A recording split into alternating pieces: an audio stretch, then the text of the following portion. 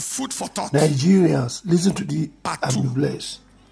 Listen to it and vote wisely. Food for thought. God bless you. Vote values. Please take your seat 1 minute.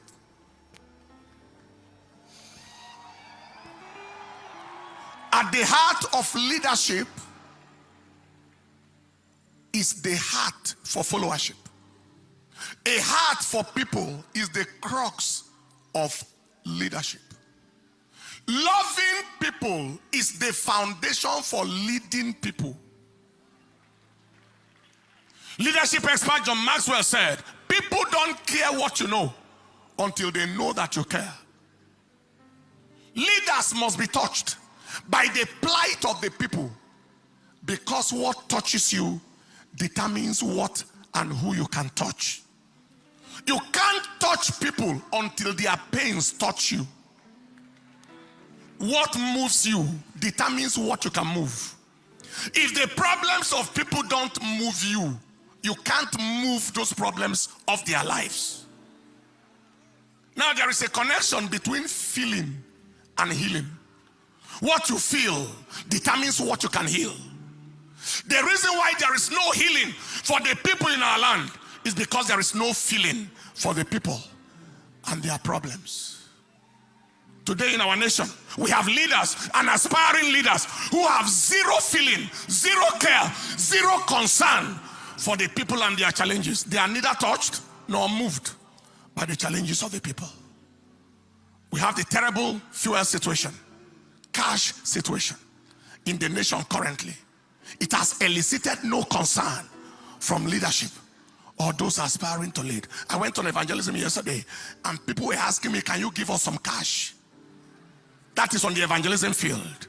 We've seen videos of people who strip themselves naked in the banking halls looking for money. They are nowhere to be found in seasons of natural disaster or catastrophe in communities or regions of the country. The flood in Bayelsa the other day and all of that. You can't find them there. They have no heart, no empathy, no compassion to visit with refugees in IDP camps across the country.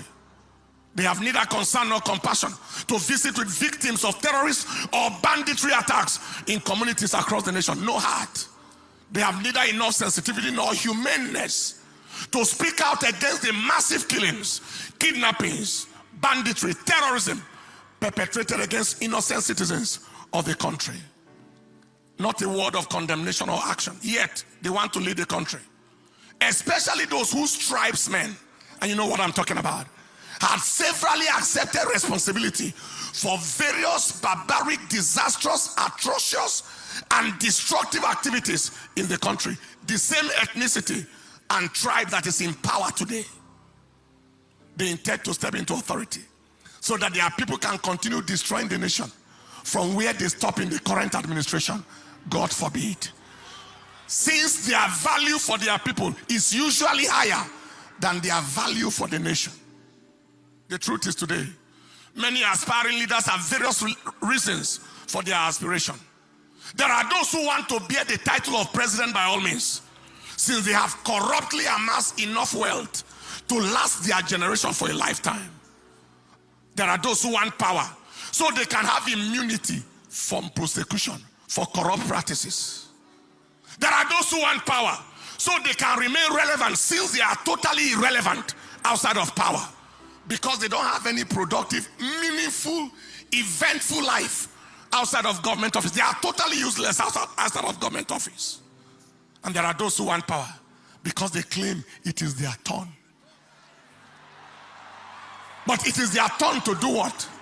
Their turn to continue ravaging and destroying the country from where the last person stopped. Not that they care for anybody.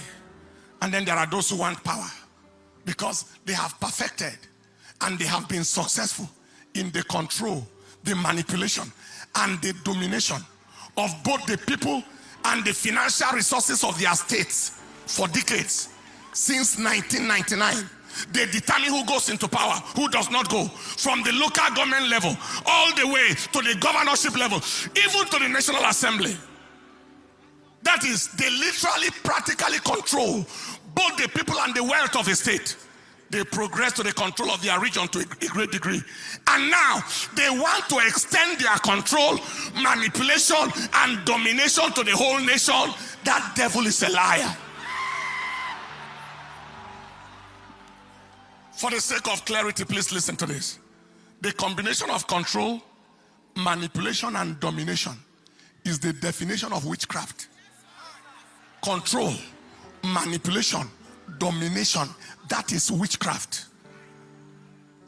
Thus, having successfully bewitched and diabolically brought a whole state and to some extent a region under their control, they now want to extend that control to the entire nation. Somebody shout, God forbid.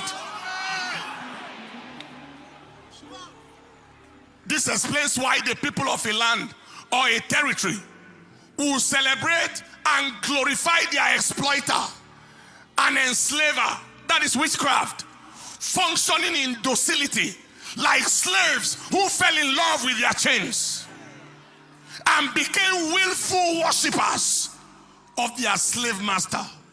Only territorial bewitchment can explain that.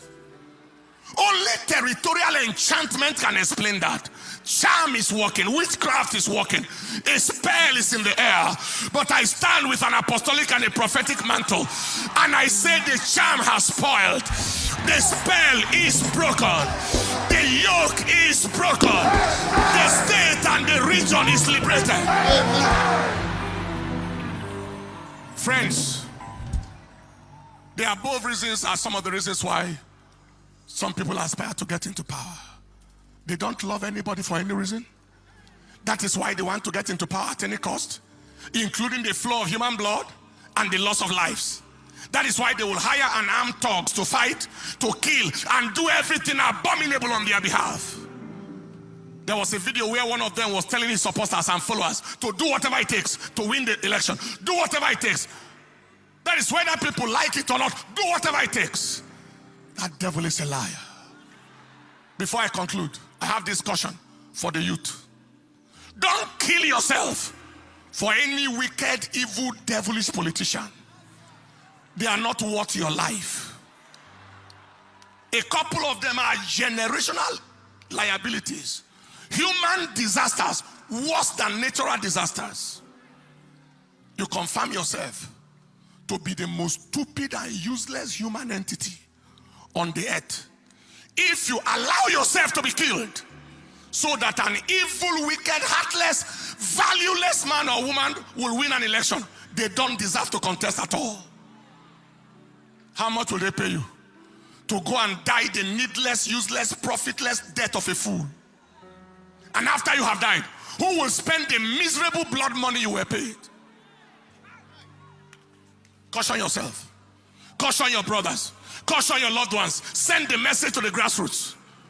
If you have any brother or relation who is a known thug, caution and counsel them against needless death. Because if the thug dies, nothing stops for the politician.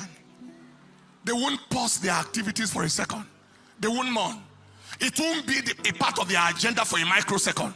No condolence or empathy with the thug's family. It won't be different to them from the death of a fly. Be advised. If they think thuggery is good, let them employ their children. Their biological children can become thugs. Their sons, their daughters, let them push them to go and die. Not other people's children.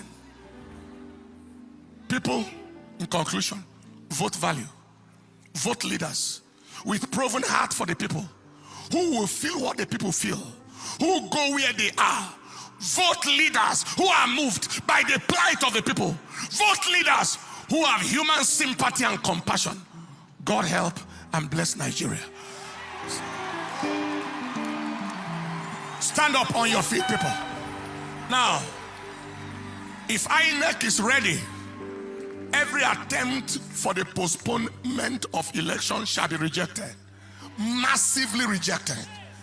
If the elections are credible and we trust God to be, every attempt at an interim and arrangement shall be resisted. Lift up your voice.